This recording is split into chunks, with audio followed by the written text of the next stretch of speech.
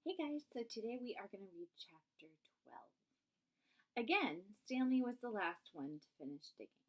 It was late afternoon when he dragged himself back to the compound. This time he would have accepted a ride on the trunk if it was offered. When he got to the tent, he found Mr. Pendanski and the other boys sitting in a circle on the ground. "Welcome, Stanley," said Mr. Pendanski. "Hey, caveman, you get your hole dug?" said Magnet. He managed to nod. "You spit in it?"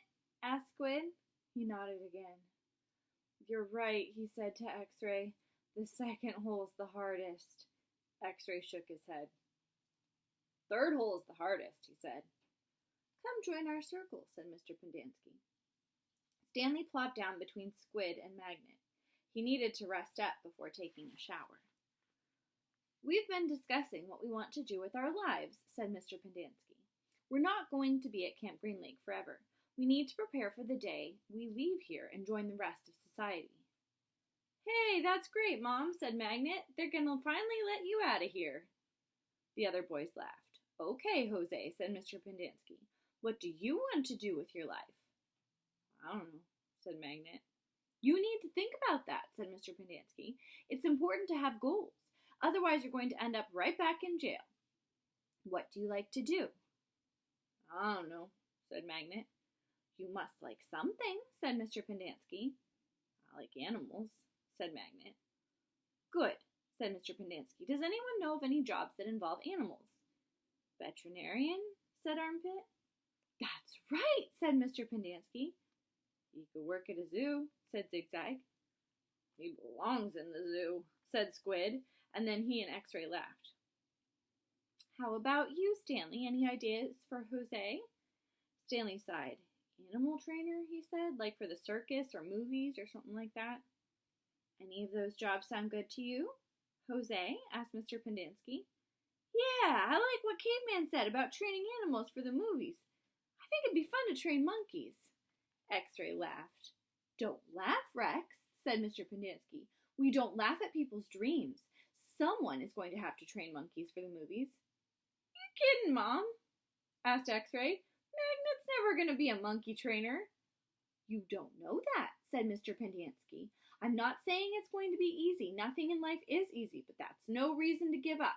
You'll be surprised what you can accomplish if you set your mind to it. After all, you only have one life, and you should try and make the most of it."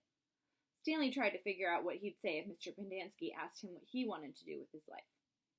He used to think he wanted to work for the FBI, but this didn't seem like the appropriate place to mention that. "So far, you've all done a pretty good job at messing up your lives," said Mr. Pendanski.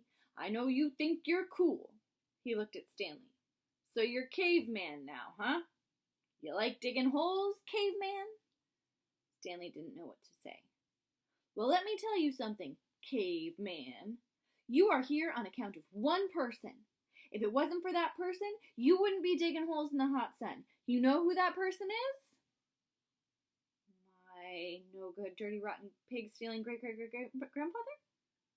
The other boys howled with laughter. Even Zero smiled. It was the first time Stanley had ever seen Zero smile.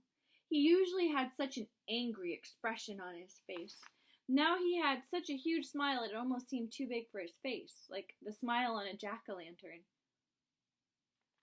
"No!" said Mr. Pendanski. "The person is you, Stanley. You are the reason you're here. You are responsible for yourself. You messed up your life, and it's up to you to fix it. No one else is going to do that for you, for any of you." Mr. Pendanski looked from... Oh, George has opinions. He's come to say hi. Mr. Pendanski looked from one boy to the other. "You're all special in your own way," he said. "You've all got something to offer. You have to think about what you want to do, then do it. Even you, Zero. You're not completely worthless." The smile was now gone from Zero's face. "What do you want to do with your life?" Mr. Pendanski asked him. Zero's mouth was shut tight. As he glared at Mr. Pendanski, his dark eyes seemed to expand.